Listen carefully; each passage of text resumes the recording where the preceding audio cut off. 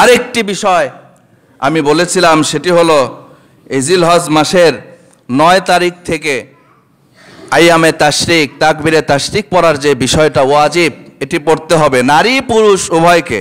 নারীরা আস্তে সুরে বাসায় নামাজ পড়বে, আর পুরুষরা আমরা 5 ওয়াক্ত ফরজ নামাজের পরে উচ্চ স্বরে তাকবীরে তাশরিক আল্লাহু আকবার, আল্লাহু আকবার। আমার সাথে সবাই পড়েন তো, আল্লাহু আকবার, আল্লাহু আকবার, লা ইলাহা ইল্লাল্লাহু, আল্লাহু আকবার, আল্লাহু আকবার, ওয়ালিল্লাহিল হামদ।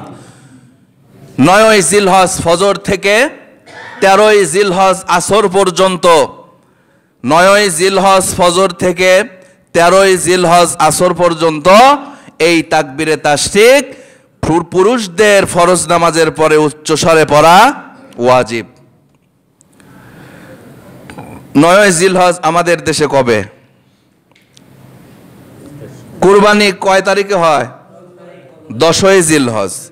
কি বারের দিন হচ্ছে কুরবানি? তাহলে সোমবার কয় জিলহজ? তাহলে 9ই জিলহজ কি বার হচ্ছে? রবিবার।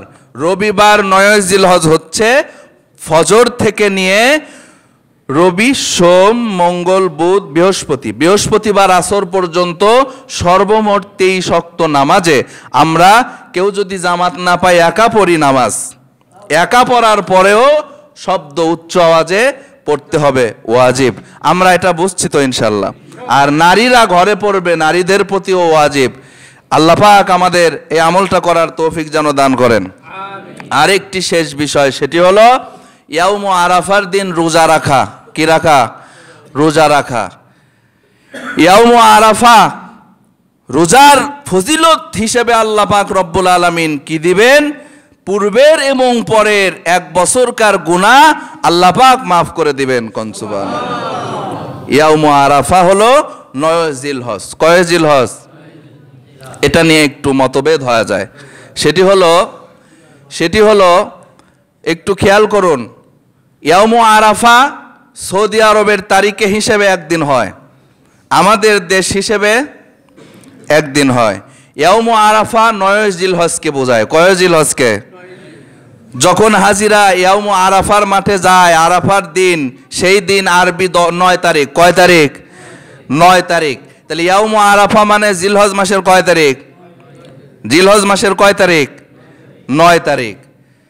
তো ওইখানে যেদিন 9 তারিখ, আমাদের এখানে সেদিন কয় তারিখ? একদিন পরে আমাদের, তাহলে আমাদের 8 তারিখ হচ্ছে। তাহলে ইয়াউম আরাফার রোজা কয় তারিখে রাখবো? এইটা নিয়ে আমাদের একটু মতভেদ হয়ে যায়। ভৌগোলিক দৃষ্টিকোণ থেকে যেই দেশে, একটু মাসলার বিষয় একটু জানি, ভৌগোলিক দৃষ্টিকোণ থেকে যেই দেশে আরবি তারিখের যেই বিধান যেদিন সেই দিন পালন করাই কি উচিত বা উত্তম বা করতে হয়। সৌদি আরবে যেদিন ঈদ করে সেদিন কি আমরা ঈদ করতে পারি? আমাদের ঈদ কবে? পরের দিন। তাহলে এটা ভৌগোলিক। এটা কি গলিক? ওই চাঁদপুরদের মতো যদি আগের দিনে ঈদ করা শুরু করি তাহলে আমাদের তারিখ হিসাবে যেদিন ঈদ পড়ে, যেদিন যে আমল পড়ে, সে আমল সেদিন। সবে কদর সৌদি আরবে একদিন, কথা কন না কে? আমাদের এখানে কবে? সবে কদর কি সৌদি আরবের সাথে হয় আমাদের? কবে? তো ইয়াউম আরাফা 9 জিলহজের আমলটাও তেমন। 9 জিলহজে আরাফা, আমাদেরও 9 জিলহজ যেদিন, সেই দিন ইয়াউম আরাফার রোজা রাখতে হবে। সর্বোচ্চ শক্তিশালী মতামতের ভিত্তি এটা। প্রিয় ভাই, আমি কি বোঝাতে পারছি? 9 জিলহজ ইয়াউম আরাফা থেকে তাকবীরে তাশরিকও পড়ার নিয়ম। তাকবীরে তাশরিক পড়ার নিয়ম ইয়াউম আরাফা ফজর থেকে। ইয়াউম আরাফা ফজর থেকে। ইয়াউম আরাফা ফজর থেকে যদি তাকবীরে তাশরিক পড়া লাগে, তাহলে আমরা রবিবার থেকেই তো পড়বো, নাকি বলেন? ইয়াউম আরাফা রবিবার হচ্ছে আমাদের, তাহলে ইয়াউম আরাফার দিন রোজাও রাখতে হবে। তবে তাকবীরে তাশরিক যেদিন শুরু করব সেদিনকে ইয়াউম আরাফা ভৌগোলিকভাবে সেই রাষ্ট্রকে ধরে নিতে হবে। একটু কি বুঝতেন আপনারা ভাই? এখন আসুন, আপনাদের অনেকের মতামত যে হুজুর ওই দিন যেদিন হয় সেদিন আরাফার দিন রোজা রাখলেই তো হয়। অবশ্যই আপনি, আমি সম্ভব হলে 8, 9, 2 দিনই রাখবো ইনশাল্লাহ। কারণ সেই দিন রোজা রাখলে কি গুনাহ হবে? সওয়াব দেওয়ার মালিক কে? এজন্য সকল সমস্যার সমাধান হয়ে যাবে 2 দিনই রোজা রাখলে ইনশাআল্লাহ। 2 দিনকে আমি তো এর আগে বলে দিছি, জিলহজ মাসের চাঁদ ওঠার পর থেকে এই 10 দিনই রোজা রাখা অনেক ফজিলতের। কোন সুবহানাল্লাহ।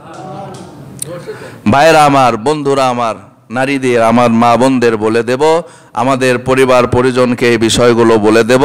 আল্লাহ পাক আমাদের কুরবানি, আমাদের এই আমলগুলো সহি সালামতে সঠিকভাবে আদায় করার, পালন করার তৌফিক দান করুক। ওয়া আখিরি দাওয়ানা আলহামদুলিল্লাহ।